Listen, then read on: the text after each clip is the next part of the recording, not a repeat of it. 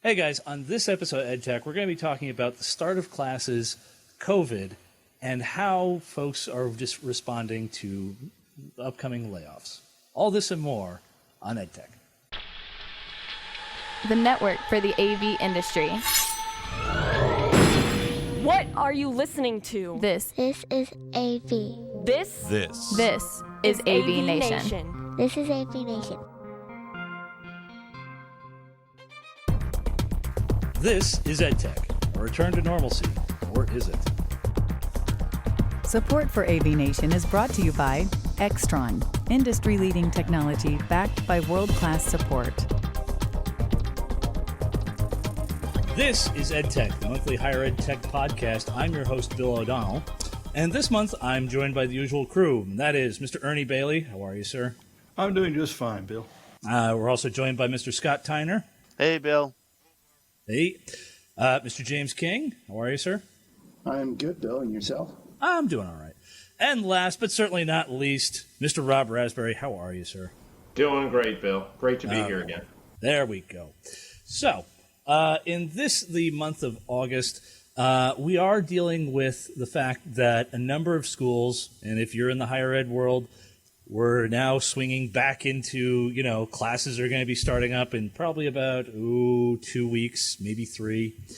And the thing that I'm going to ask everyone here is, with the exception of Ernie, because Ernie's school is a bit specialized in medicine and whatnot, how you guys are approaching, the school year, and more specifically, how is your administration, your school, actually looking at everything? Now, granted, a number of us have gotten, our vaccinations, and at least at my school, we've made it not mandatory, but if you don't, we're going to make it to be such a pain in the butt that it's easier just to go get the shot. So, at least here, my school is already kind of swinging back into what we're going to call the new normal. So I'm going to kind of let it go around the room here and everything. But guys, is it coming back to normal, or is it still everyone's a little wary, or, in Ernie's case, are folks wearing full biohazard NBC suits? We are under a, mask mandate across campus. Employees, students, visitors, patients. A doctor's not looking in a patient's mouth. They've got to be masked. It's across the board. We are not allowed to require vaccines, but they are highly recommended. And the employees, that's faculty, staff, students, not students, but faculty and staff, we're at about, I think we're over 90% now. So it's real high, but you're still expected to wear a mask anytime you're on campus. You cannot go through the screening stations that are required without a mask on. So if you don't have a mask, you're sent home to get one. They do not provide masks for you. So yeah, for us, it's currently our staff and faculty are around 78% vaccinated. The students are around 60. But for a lot of us, it's more of, okay, how do we go, how are we going about this? Well, the faculty are going to be given a list of students who are not vaccinated, or at least, said that they are not vaccinated, or showed no proof. And those students have a one-strike policy. And that is, if you come in and you're not masked up, the faculty can call you out on it. And if they choose to do so yet again, they actually become unenrolled from the class, which I can understand the point behind it. At the same time, certain schools are dealing with enrollment issues to begin with, so I'm kind of looking going, I understand that, but at the same time I'm looking going, oh no. So, Scott, how far, how is it up in, up in the greater New England area? We are requiring vaccinations of all of our students, and we've been collecting that information over the summer. I believe there are medical exemptions that are allowed. So we're fully expecting 98, 99% of our students to be vaccinated. They've been told very clearly, you don't you don't have a choice. There's no petition. It's a medical reason only. Our staff and faculty are not required, but we have collected the information, and supervisors have been told who is not vaccinated, and the people that are not vaccinated are required to wear masks at all time. Things in the state of Maine, though, I think, like in many other states, are starting to get a little nerve-wracking again, with the numbers slowly climbing day by day. So there's been no announcement. I fully expect our college to open up normal in the fall, but it wouldn't surprise me if we change something like everybody has to wear masks when inside by the time classes start. But remember, we were in full session last year.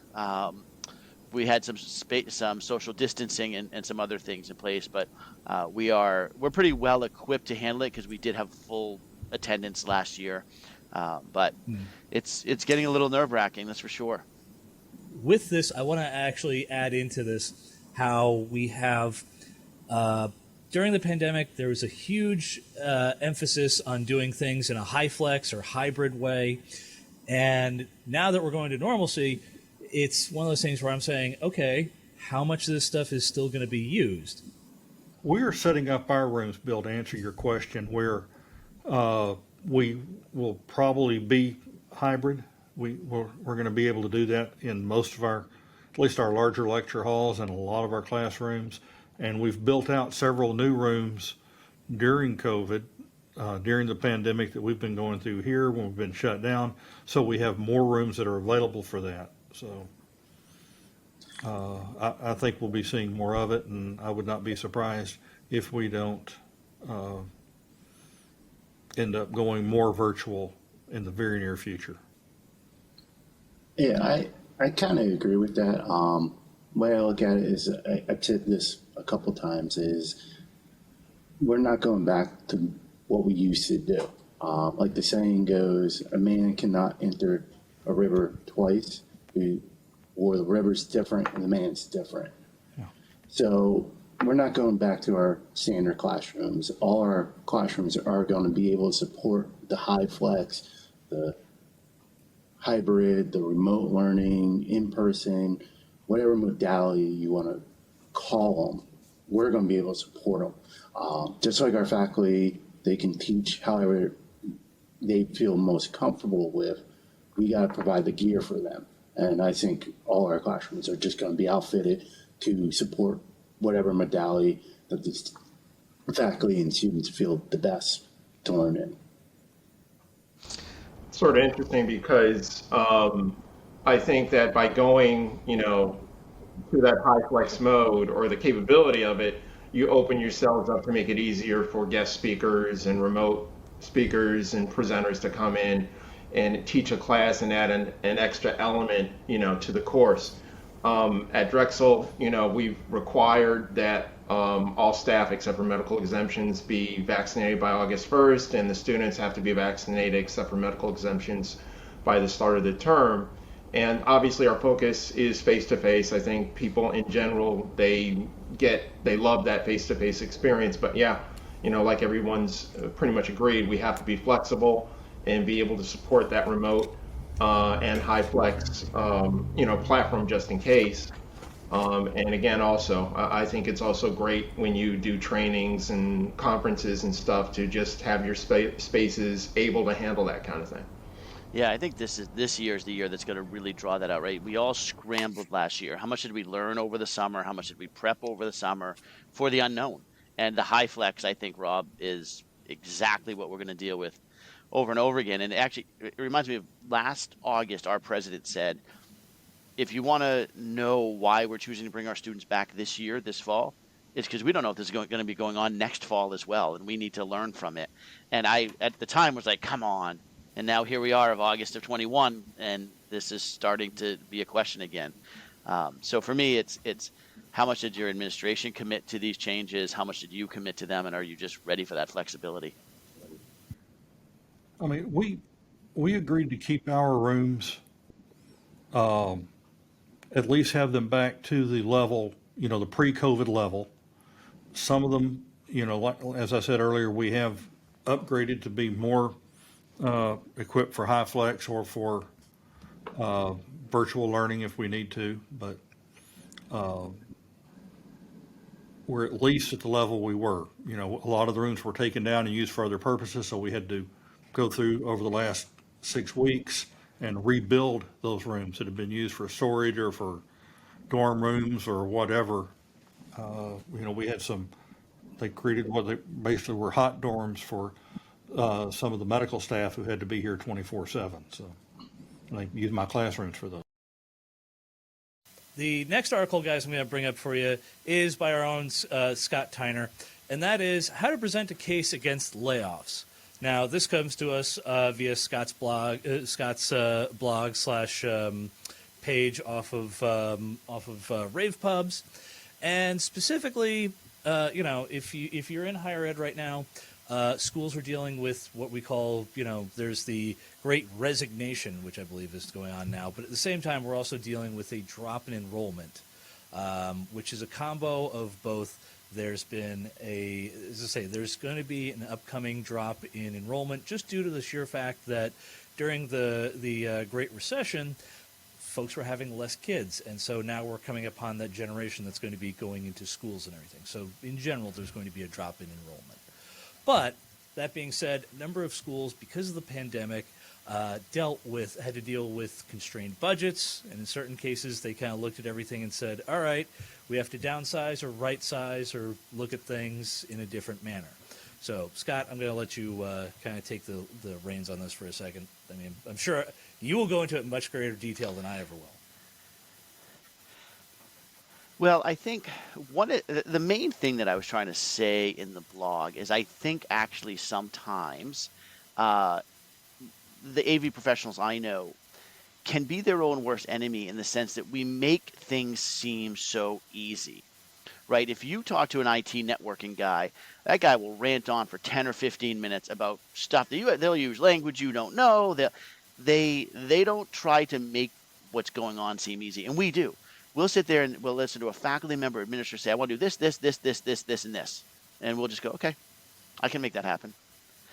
And so they think, "Oh, I mean, the guy's going to hook up a TV just like I did at my house. I can let him go, and I can do that here on campus." So I think there's this piece that, and it's a tight line that we have to walk, right? But we have to start really explaining to people what we're doing, the complexities of what we're doing, the programming, the design, the physics that goes into all of the work that we do.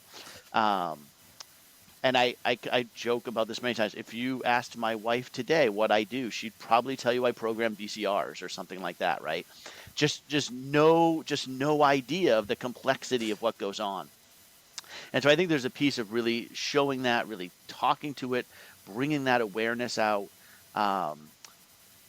Because I just think of people in our field right now getting laid off. It's like somebody doesn't understand something. And if they're on doing the that. reverse side of that, I've actually seen at least, it's funny, on the community college side and then even more so on the private side, there are there's suddenly being a number of job openings that have popped up and everything in which they said, "Oh yeah, we need someone to actually handle the programming or handle the standardization, things of that nature," because, you know, and once again, this varies from school to school to school. You know, the better ones have an actual standard. Like, this is how we want our classrooms to function. This is how we do our business. And you know, before the show, Ernie and I were kind of chatting about things, and it's gotten down into a almost a cookie cutter, which is good and bad all at the same time. Now, I will say this to you guys: it's good and bad because, yeah, oh, you want this type of configuration, or oh, you need the room to do this? Okay, that's a type A type room, no problem. Here you go. The bad side of that is that the higher ups tend to look and say, "Oh, well, this just works for everything." And it's like, no, you wanted this to be able to handle this capabilities and that capabilities, so it does that. And Scott, you're right. I think it's one of those, when we come up and standardize things, or at least try to make it easier for the client, we tend to leave out all the stuff on the back end. And it's because, if we got into the dynamics of things of, well, listen, we programmed the touch panel to do this, or we only have it being a button panel in this room because, the choices are X, Y, and Z, blah, blah, blah. The moment you start getting into it's funny. You mention the words user experience, and the folks are going to go, oh, well, that's just how the room works. And I go, well, yeah, but it's also how you get to that point. And you delve into the realm of user design. And the best way I can describe it is folks who do more mobile apps understand this and describe this better than I think at times the AV folks do. But once again, that's maybe. I will. One thing I will add to that, because I think it's a great example, is our infrastructure team. We hear all the time people saying, "What do you got to put fiber from building to building? Everything's wireless." And it's like, well, yeah, but I mean, there's a wire that connects that wireless piece, right? And people genuinely don't understand that. And our infrastructure team has finally gotten that across to people. The wireless needs to connect to something. Yeah, it's extremely difficult to make people understand the complexity of this when we're very front facing. So naturally, as high student, faculty, admin contact, unfortunately, we have to make things as simple as possible, and they just don't realize it. So it's sort of I'm not going to say an oxymoron, but it's sort of in a difficult place. The back end's very complex. You really need to understand that, but we have to be the middleman to sort of say, hey, we'll make it work for you, no problem. It's like a bit of a quandary there. Yeah, we ran into that yesterday. I took two of my technicians we're starting up a new medical college in Fayetteville, which is about a 3-hour drive away. And I took two of my technicians. We were working on some classrooms up there. We already have a pharmacy school, and we have some medicine classes. We're adding a freshman medical class completely up there this fall. But we were working on some of the pharmacy rooms. And I came back, and this morning I was talking to our engineer who was here working with us while we were doing it remotely. And, he said, look at what we did, and the user's not going to notice very much difference in what we did. He said, but we made it easier for us. And I said, really, we made it easier for us to make it easier for them to give their lectures. Because where we were, if the class went down, they'd have to find another location or cancel the class. Now with what we did now, we can say, give us 3 minutes, we can have you back up and running. But, they don't see what it took, It took 3 people a day and a half, basically, even though it was not spending the night. We spent, counting our drive time, we were out, I think, between 12 and 13 hours yesterday, just touching up 2 classrooms, doing some minor changes. But we did that so they can have more successful classes. But they don't, like you're saying, they don't see that. They just see that, hey, this. So one of the things that I've seen, and it's funny, before I was in higher ed, I would do stuff as a government contractor. And one of the biggest things that always tended to make life a little easier, it was a pain in the butt, but later on when you had to compile everything, and that was we would go and end up making like weekly reports. Now, is that a bunch of extra paperwork? Well, it depends on how much how much you want to put into your bullet points. But on the back end of things, I would say, oh, we put this in here because for future growth, for future expansion, for this, and this. And one of the things we ended up saving our butts was just recently we renovated our student union's ballrooms. Now this is a 3-way divisible, big honkin' space and everything else. And there's about 7 floor boxes, two per section, and then 1 extra one. And how this all factored together was because at one point, one of the DSP units just went kaboom. Well, we had actually factored in where we always have a spare. So we were able to get the spare put in. I think our downtime was maybe about a day, if that. And that's only because you factor in, and much like how Ernie is saying, that we went and we swapped the physical hardware out, then we loaded up the programming. We then had to go and double check a few things, only because it was a different model. Instead of, I think it was supposed to be, we had a BSS 806, and instead we had to put in a 101. And, you know, there are some little differences here and there, but it's just, you know, it's some corrective DSP programming. But when you're working on something of that size, you got to go through and check everything through. You can't just be, oh, yeah, here, I loaded up the program and bye. It definitely does not work like that. So it's one of those things of when you're doing all of this in-house, and I even told it to my boss, I said, you know, had we had a company come in and do that, I said that would have easily been like a $500 to $1,000 service call, only because for them, they'd have to go through and do all the same steps, and they would charge by the hour. And, you know, for them, it's then an emergency service call, which is normally, like, you know, once you're past the warranty period, oh, they got you. Once again, I'm not, and if anything, I should say this up front, I'm not bashing AV integrators in that regards. That in a lot of their cases, that's how they make money. But for us in higher ed, a lot of us do this stuff in-house, and a lot of us do this stuff because it's a cost savings measure. So, like I said, guys, it's just one of those things where for us, I think there has to be, we do make everything easier. I just think to a certain degree we need to either document stuff better, or at least make it to where it's like, hey, if we didn't do this, this would have happened, and you would have had to have, you know, X, Y, and Z manufacturer take care of these things, or X, Y, and Z integrator do these things. You know, it's us. You know, that's the biggest thing that I always view it is me presenting like cost savings. That's always how I view it. But you know, that's my soapbox. So my take is, and this has come both from I think IT and AV as well, is we're both fields are fields where when things are going right, people are, why am I paying you? And when things are going wrong, people are, why am I paying you? We are, as you guys have mentioned, everything we're doing, both in IT and AV, most of it is behind the scenes. And your average users do not understand the jargon. I mean, nothing against Scott and stuff, but like when I talk to network guys and they're using the jargons, I understand it because I did go study for network administration.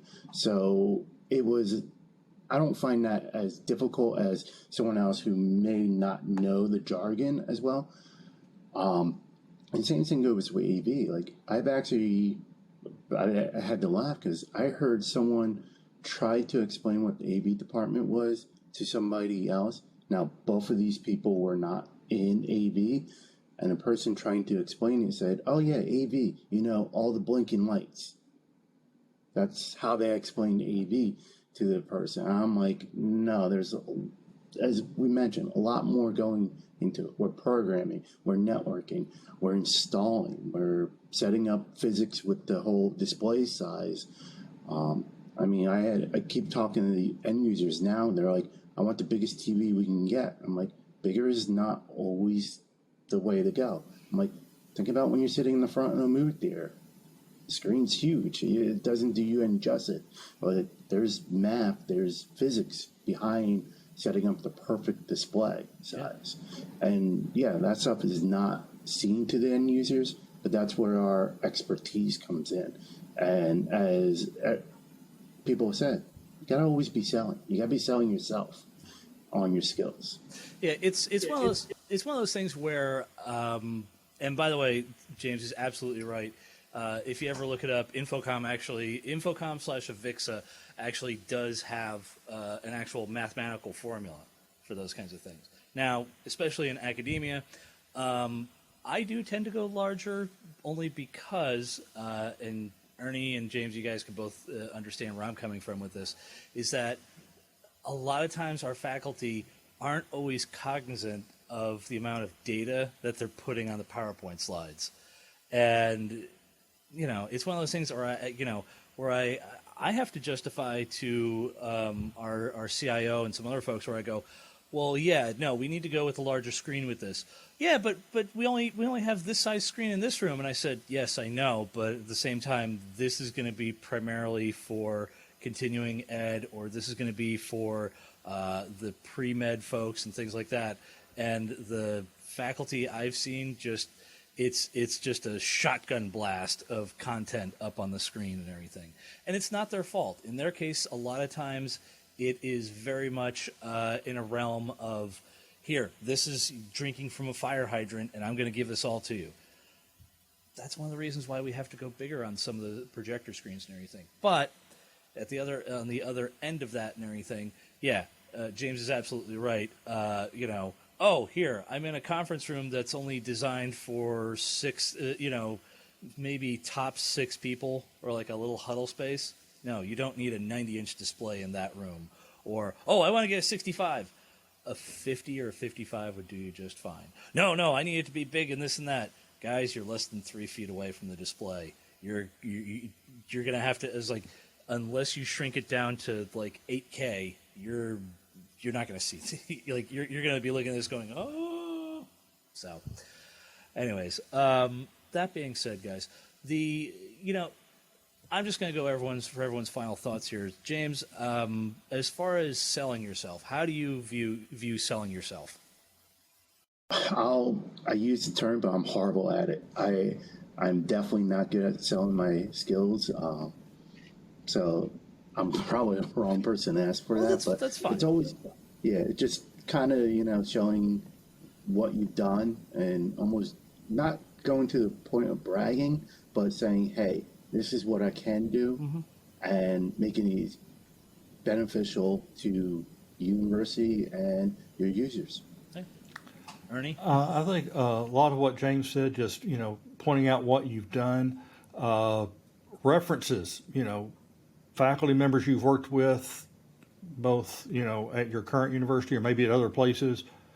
I think that's a good way to sell yourself, and, just demonstrating your knowledge without bragging, and pointing to things that you've done, how you've helped, maybe. It's how you prove you. It's one of those showing, here, this got done. Look at Professor so and so. The room was on fire and we took care of it. Or my all-time favorite is still, we had a biology professor who managed to shame us into putting wireless connectivity in the classrooms. And by that, I don't mean Wi-Fi. I mean, things like Solstice pods and air media and things like that. Reason being is that he took his very old iPhone, mirrored his iPad onto his iPhone, and then connected the iPhone to our laptop connection. And I just looked at this and I said, there are way better ways to do this. But it was a case study where I said, if our faculty are doing that in order to have better student engagement, I said we can do better. But that's the kind of stuff where it's like, and I will admit, and I've said this up front 1.5 million times, and I'll keep saying it. Our job is to make sure that the faculty can get their content across to the students, whether it's via projector, a display, wireless collaboration, or just being able to make the videos that can go up on Blackboard or YouTube.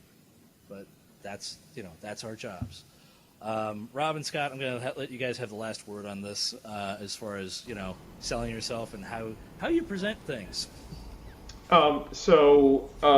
Just pretty much the same as Ernie and James, but one of the things like in advertising, you're always, I'm not going to say exaggerating or bringing the best stuff out, but one of the key points to use is, how much you've impacted things. So say in our case, we handled all the Zoom. We took everything from in-person to online. That absolutely was critical to the university, and saved a lot of money, kept the university going, that kind of thing. Point out high profile events, town halls, international stuff is usually a good way. We used our skills and technology to, allow an international conference or international, class or something of those sorts. You have your baseline, but you also want to hit them with stuff that'll resonate with them. Oh, we did this for the president. We did this for the provost. We did this, with the medical college. We did this with the business college, and they had, we have this assessment conference, which is considered, one of the premier conferences in its area, and we help facilitate the technology and everything for that. So sometimes hitting them with the stuff that's going to open their eyes is a good way to justify things. Fair enough. Scott? Yeah, we look at one thing we do for our direct support, right? When we're going to a classroom to help a faculty member is we track all that and we keep data and statistics on it.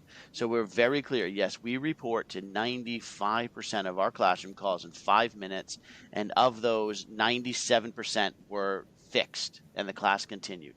That's huge in my opinion. The other thing we do is we report on how we're proactively looking at that data. So if 10 of those calls of the year was that the computer was just off, so here's what we've done. We've gone and turned the BIOS on those machines to say, turn that computer on at 6 a.m. every morning, no matter what. Again, that's important. The other thing that I do is I will sit down with designs with my boss and show my boss designs. Oh, you want to put a immersive device in the classroom? Okay, here's what we have to look at. They all, that device and the computer, the projector, the control system need to be on the same VLAN. Here's a process we need to go through to do that. Oh, here's the AV switcher. That needs a video input. We don't have a video input. And typically if you're in IT, people start to get that. And although I wouldn't do that with a client necessarily, at least then my supervisor, when they go to them, my supervisor understands what's going on and gives that value. There we go. Fair enough. Guys, that is about all the time we have. As I say, if anything, folks, I was going to say, we're just going to do one last round of the room. James, where can the fine folks find you at? I'm on Twitter. You can get me at AV_James King. And I'm also out there on other things, so definitely Google me and find me out there. Oh, come on. You can at least you can at least say a couple other things. I'm good with shameless plugs. Sure. I write for the Higher Ed Digital Magazine, do the IT and AV column. I also started a podcast with Steve Greenblatt called Ask the Programmer, which I highly recommend to everyone. And it's not just because I know both James and Steve. In fact, I've known Steve for a number of years, but that's besides the point. Ernie, where can the fine folks find you at? You can find me on LinkedIn. Oh, there you go. Rob? LinkedIn. There we are. And Mr. Tyner, where can the fine folks find this article that we've actually had a pretty in-depth discussion about? Yeah, they'll find that one on Rave Pubs, and you can also find me on Twitter at @STyner, and I'm also on LinkedIn. Oh, there you go. Folks, you can find me on Twitter, usually haranguing James or at least a couple other folks. Also, including, you can also find me on LinkedIn. Once again, this has been EdTech, part of the AVNation family of podcasts. As always, this is EdTech.